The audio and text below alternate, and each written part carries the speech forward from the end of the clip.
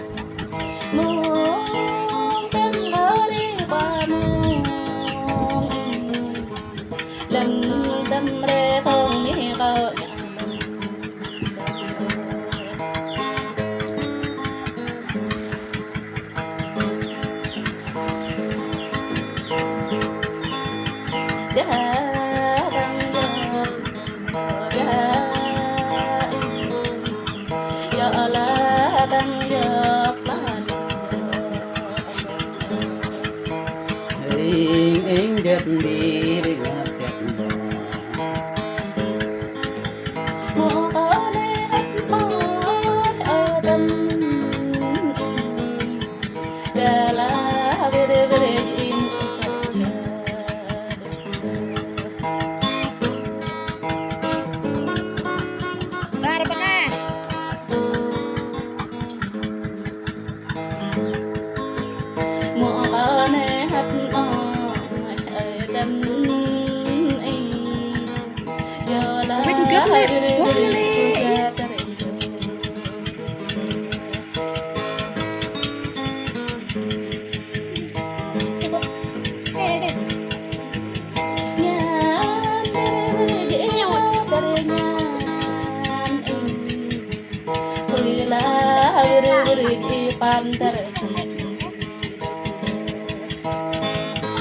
Kok gemuk kan gue.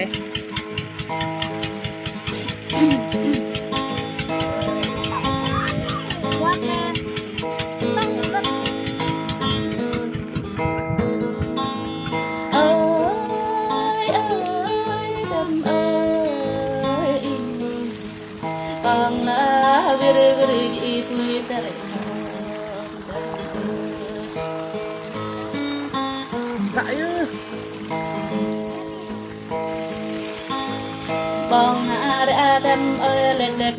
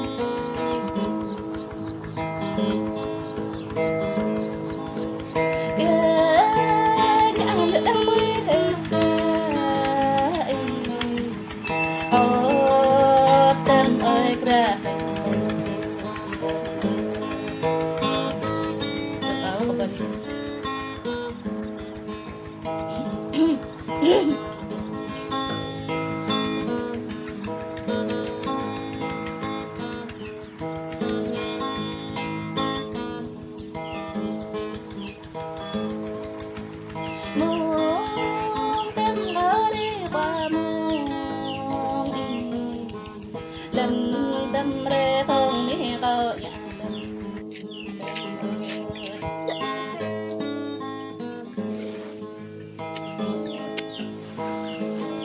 Lekan. đâm đâm giờ là đâm giờ là anh đẹp đi để gặp đẹp bỏ mua có lẽ hết mỏi ở đâm anh đã là về in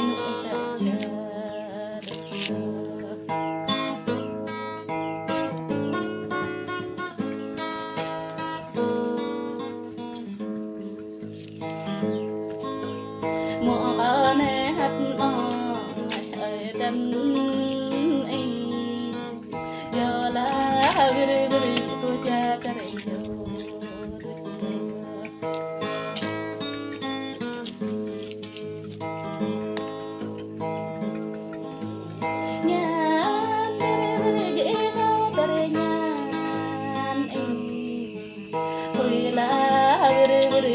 Pantar